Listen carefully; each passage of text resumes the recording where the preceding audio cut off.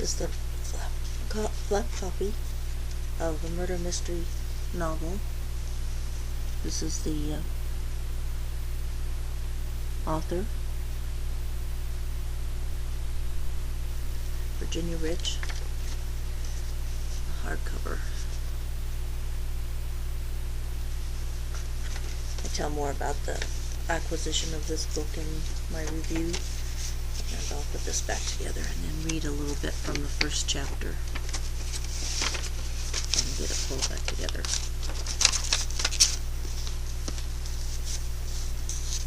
Okay.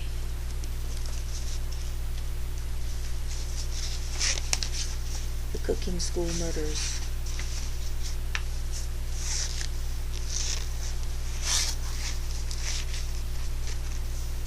It was not quite daylight when Leonard Silsby left his apartment in the 2-story yellow brick box called the Harrington Arms. Leonard's wife, Babe, still slept, spread like a starfish on the double bed. Later, when the sun reached the bedroom window, the flowered sheets would bloom in improbable colors. Babe's hair would be bright gold, and there would be violet streaks on her closed eyelids and a pinkish smear of lipstick across her open, heavily breathing mouth. Babe now stirred, and as he left, Leonard heard a cross, explosive sound. He moved quickly, eager to leave the stale odors of the night. The radio, tuned to WHO in Des Moines, had not wakened Babe. Leonard had heard the early weather report and had switched it off as soon as he knew there had been no frost in northwestern Iowa. The September warm spell would continue, just as he had predicted to the boys at the plant. The morning was still. Leonard's long, rubbery nose sniffed the air keenly as he came out into the morning. He sniffed without realizing he was doing so, identifying each element of the fresh morning smells, a pungent reminder of late marigolds, of rotting leaves under the stiff, neat barberry plantings, of a distant skunk off toward the east of town, of the lingering whiff of a diesel from a since-passed early truck. Leonard sniffed in the way of a native farm boy, slowly and with obvious enjoyment, testing and sampling the new day. Then, with its loose gait, moving like a limber, long-bodied spaniel, he moved quickly around the building to the parking lot in the back. The sprawled body lay face down, almost in his path as he began to cross to the lot, to his car. At first he did not see the dark, congealing pool in which it lay. It was the scent, not the sight of blood, that stopped him. The smell of death was there even in that fresh, cool morning air. Frozen where he stood, he was instantly back in the old recurring nightmare, the nightmare of Vietnam, that Babe could only postpone in the bed of bright flowers. Leonard Silsby would never forget the smell of blood. The growing light showed the dark, viscid pool, purple-black beneath the still body in its pale dress. Leonard remained motionless, his jungle-trained senses alert, ready for enemy attack. Well, that's just an introduction to the feel of the beginning of the book. And then I'd like to trade 1982 for 2010. That's my Amazon Kindle.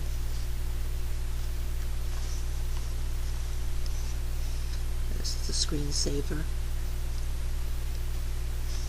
With a Christie fittingly right there.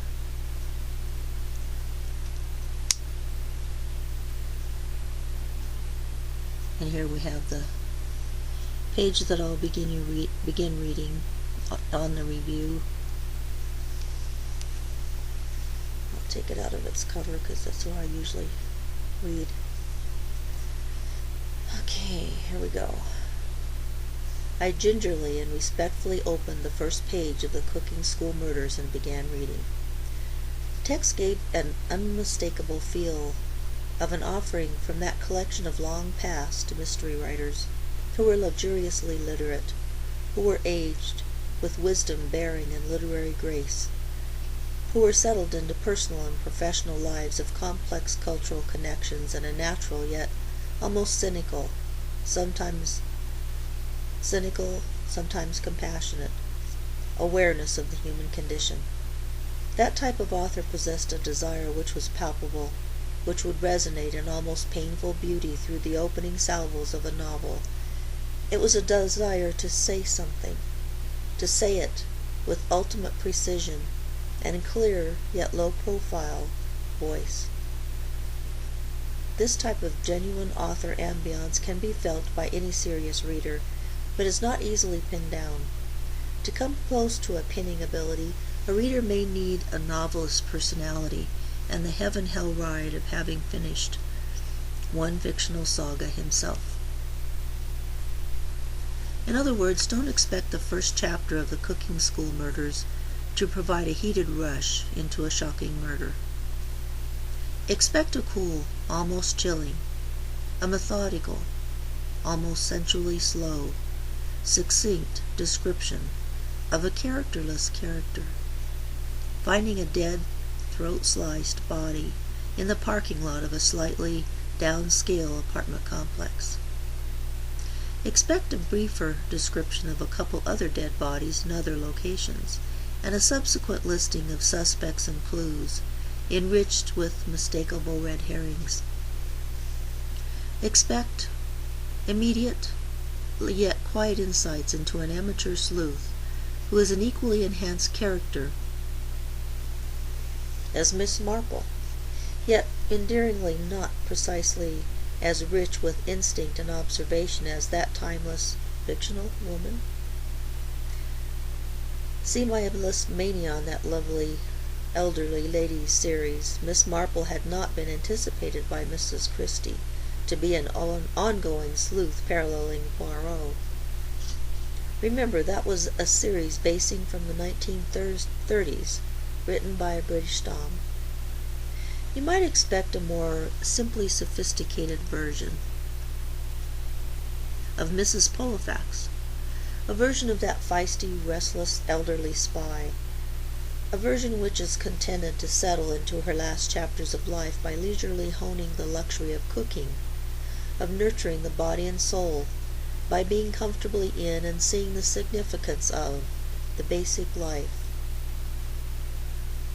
within small-town communities existing in various places on the Route 66 literary continuum, from Sinclair Lewis's Main Street to Grace Metalius's Peyton Place, with Joanne Fluke's Hannah Swenson cookie jar series taking the cake with the sweetest, perkiest view of small-town life.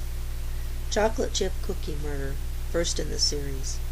Warm hearts in cold places. Life in Harrington, this is a quote from the book, life in Harrington was not as peacefully bucolic as the casual outsider might assume, Mrs. Potter thought. She remembered the saying of an old friend from New York who had moved to a hamlet in Vermont. Everything that happens in New York happens here, he had told her. The only difference is that here you know the people.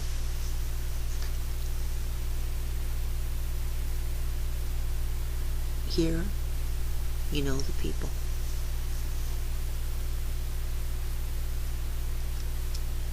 Okay, I think that's a good enough introduction. And here's the screensaver that just came up, one of my favorite ones on the Kindle. So I hope you have a great reading experience, and it was nice visiting with you. Maybe we'll see you again. And enjoy your reading.